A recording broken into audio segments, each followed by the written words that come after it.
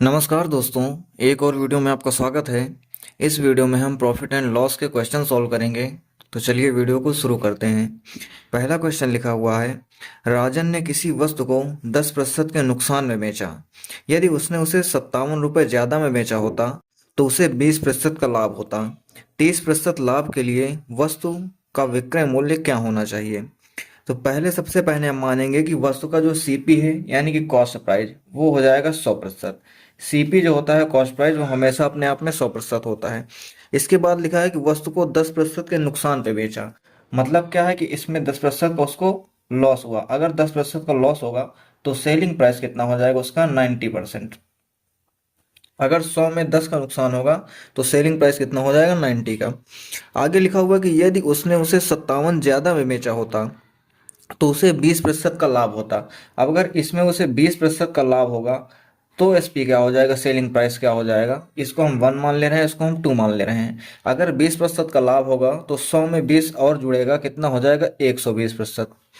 Question लिखा हुआ है कि ये कंडीशन तब होगी जब वो 57 और अधिक में बेचता। मतलब उसने बेचा कितने में? उसने बेचा है 90 में और वो बेचता कितने में? 57 अधिक में यानी कि 120 में। तो इन दोनों का गैप कितना है? क्वेश्चन में दिया हुआ है कि इसका गैप है 57 रुपए। लेकिन अगर हम प्रतिशत में देखते हैं तो 90 और 120 के बीच में कितने का गैप है? 30% का। इसका मतलब क्या हो जाएगा कि 30% की वैल्यू हो जाएगी 57 रुपए। आगे क्वेश्चन में पूछ रहा है कि 30% लाभ के लिए वस्तु का विक्रय मूल्य क्या होना चाहिए। तो अब देखो, 30% का लाभ के लिए वस्तु का विक्रय मूल्य क्या होगा वो चीज समझ लो आप। SP2 इसको 3 मान लेंगे क्योंकि 2 हो चुके हैं। तो अगर 100% सीपी है और 30% का लाभ चाहिए तो इसका मतलब क्या हो जाएगा कि विक्रय मूल्य हो जाएगा 130%। तो क्वेश्चन में हमसे 130% की वैल्यू पूछी गई है। तो इसको हम इस तरह से लिखेंगे कि 30% की वैल्यू कितनी है हमारे पास? 57 रुपए। ये लिखा हुआ है 30% की वैल्यू 57 रुपए। तो यहाँ से 1% की वैल्यू कितनी आ जाएगी हमारे पास? 57/30 रुपए। हमें निकालना है 130% की वैल्यू। तो 130% की वैल्यू क्या हो जाएगी? 130 से इसमें मल्टीप्लाई कर देंगे तो 57/30 और मल्टीप्लाइड बाई 130। इसको सॉल्व करेंगे तो जीरो से जीरो कैंसिल हो जाएगा। 3 से काटेंगे तो 19 बार में जाएगा। अब इसको 19 से मल्टीप्लाई करेंगे तो कितना आ जाएगा? 19 तिया 57, 5 हासिल, 19 एकम 19, 19 5 24 यानी कि 247 रुपए। ये हमारे क्वेश्चन का आंसर हो जाएगा। मतलब 30% लाभ प्राप्त करने के लिए विक्रय मूल्य कितना होगा? 247 रुपए। दूसरा क्वेश्चन लिखा हुआ है, 9 वस्तुओं का विक्रय मूल्य 15 वस्तुओं के क्रय मूल्य के बराबर है। इस लेन देन में हानि हुआ या लाभ हुआ, हमें ये बताना है। तो क्वेश्चन क्या कह रहा है कि 9 वस्तुओं का विक्रय मूल्य का मतलब एसपी। ये क्या है? 9 वस्तुओं का विक्रय मूल्य जो है वो 15 वस्तुओं के क्रय मूल्य यानी कि सीपी के बराबर है। यहाँ से इनका हम रेशियो निकाल लेंगे। 3 से काटेंगे तो 3 बार में जाएगा और इसको 3 से काटेंगे तो 5 बार में जाएगा।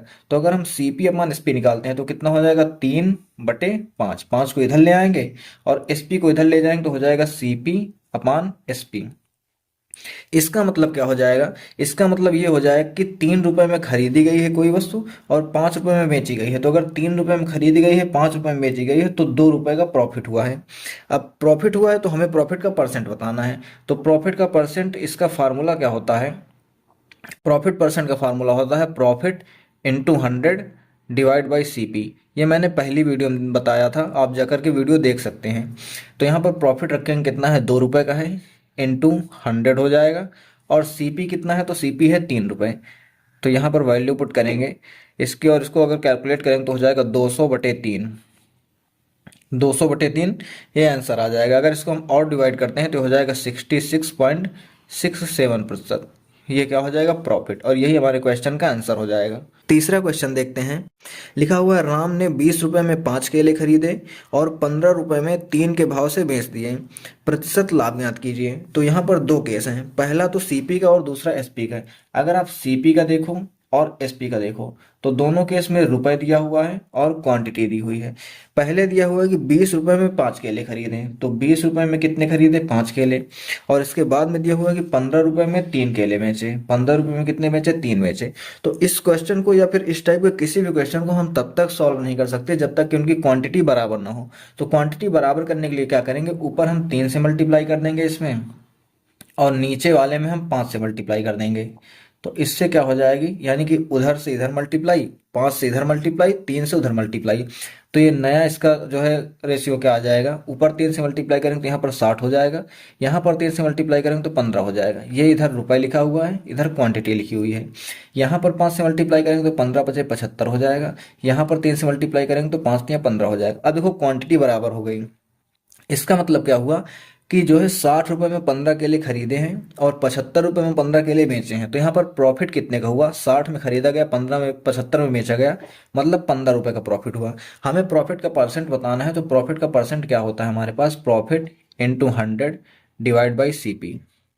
तो यहाँ से प्रॉफिट कितना है, 15 का है, इंटू 100 कर देंगे, और CP कितना है, CP है 60 रुपये। अब हम यहाँ वाला नहीं लेंगे क्योंकि हम प्रॉफिट यहाँ पर देख रहे हैं, तो CP यहाँ पर देखेंगे। CP कितना है, 60 रुपये। इसको डिवाइड करेंगे तो 15 चौको 60 हो जाएगा, 4 से इसको काटेंगे तो 25 बार में जाएगा। तो हमारे क्वेश्चन का आंसर कितना आ जाएगा, 25% का प्रॉफिट।